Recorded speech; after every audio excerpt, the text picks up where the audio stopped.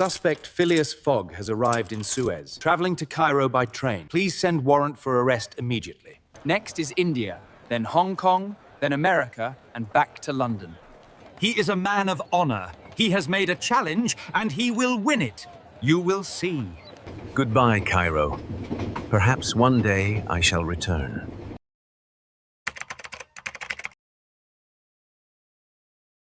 The sun was rising as the steamer Mongolia left the port of Suez, its engines turning steadily as it entered the narrow waters of the Red Sea.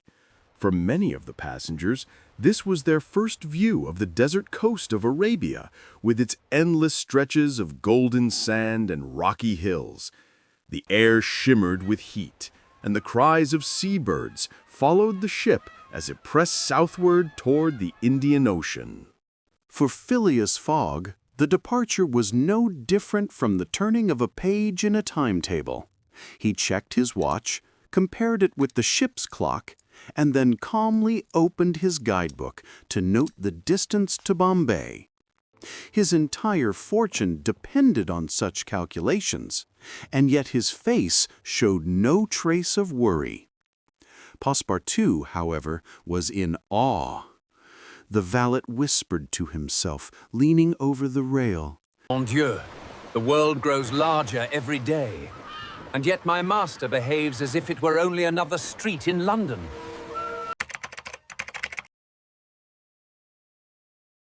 The days at sea soon developed their rhythm.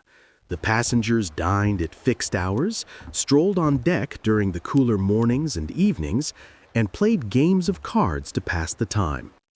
Mr. Fogg continued his habit of playing whist, winning or losing with equal calmness, as though the game itself mattered more than the money.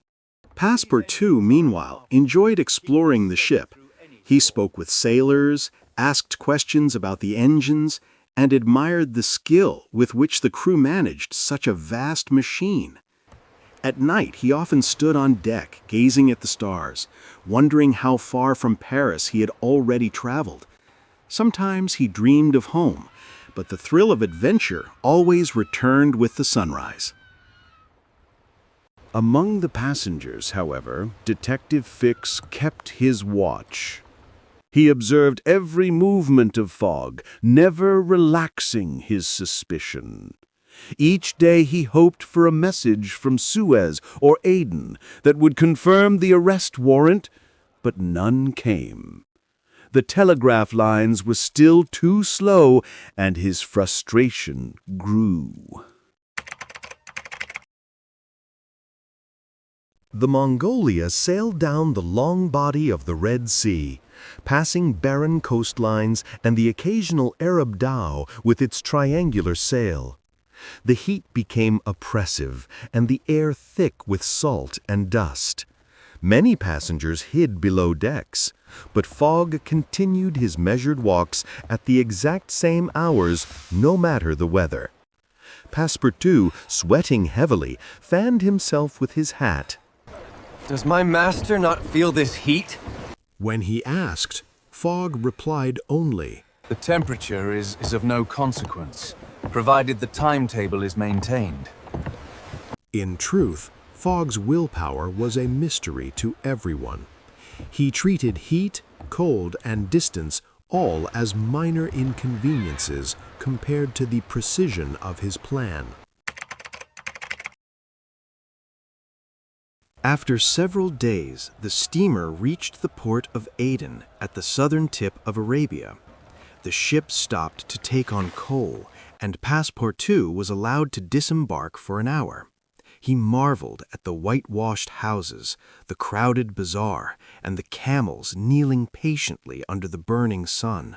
For him, every sight was exotic, every sound a discovery. Fix, too, went ashore, though his eyes searched not for wonders but for telegraph offices. Still no reply from London. He clenched his fists. The warrant must arrive in Bombay. It must. Meanwhile, Fogg remained on the ship. He spent the hour writing in his notebook, calmly recording the time of arrival and departure and calculating how many hours remained until Bombay. For him, the stop at Aden was simply another entry in his careful schedule.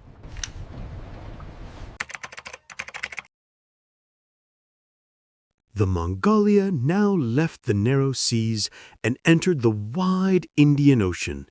The air grew fresher, the waves larger, and the horizon endless. For the first time since leaving London, Passepartout felt the true immensity of the world.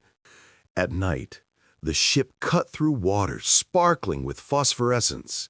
Dolphins raced beside the bow. Passepartout clapped his hands in delight, calling other passengers to watch. Even Fix, though troubled, could not help admiring the sight. The voyage across the Indian Ocean lasted 13 days. The weather remained fair, and the engines of the Mongolia worked without failure. Each sunrise brought them closer to India. Fogg's calm never broke. He played cards, walked the deck, and read his guidebook. Finally, the morning came when the coast of India appeared on the horizon. At first, it was only a thin blue line, then the shapes of hills, and finally the towers and domes of Bombay. For Passepartout, the sight was astonishing. The crowded harbor was alive with ships from every nation, from British steamers to Indian dhows and Chinese junks. On the docks, he saw elephants, oxen, and endless lines of workers carrying goods. This is truly another world. Fogg, however, stepped ashore with his usual calm. He checked his watch, confirmed the departure of the train to Calcutta, and walked straight toward the ticket office. Fix followed closely. His heart beat faster. Surely the warrant would be waiting here. But when he checked at the telegraph office, again there was nothing. The delay was unbearable, yet he could not abandon his chase. Passepartout, meanwhile, begged his master for a few minutes to see the city. Only a little time, monsieur. Fogg, calculating the hours, agreed to give him 1 hour before the train departed. Passepartout ran into the streets like a child at a fair. He saw people of every dress and color. The smells of spices, incense, and dust filled the air. He had never imagined such variety in one city. In a marketplace, he watched a group of musicians playing strange instruments, while dancers in bright costumes spun and clapped. He bought a few small trinkets as souvenirs, thinking of the stories he would tell in Paris. But he also noticed the differences in custom. When he entered a Hindu temple out of curiosity, the priests shouted angrily and drove him out, for his shoes had polluted the holy ground. Red-faced and confused, he hurried back to meet Fogg, realizing that traveling the world meant not only seeing new wonders, but also respecting unfamiliar traditions. At the appointed time, Fogg and Passepartout boarded the train bound for Calcutta. The carriages were crowded, the heat stifling, but the train represented the modern power of the British Empire in India. For Fogg, it was another link in the great chain of his plan.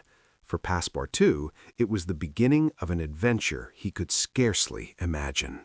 As the train pulled out of Bombay, Fix stood on the platform, torn between anger and determination. The warrant will arrive in Calcutta, if not here. And so, boarding the same train, he continued his pursuit. The great subcontinent of India lay before them, with its vast rivers, dense forests, and crowded cities.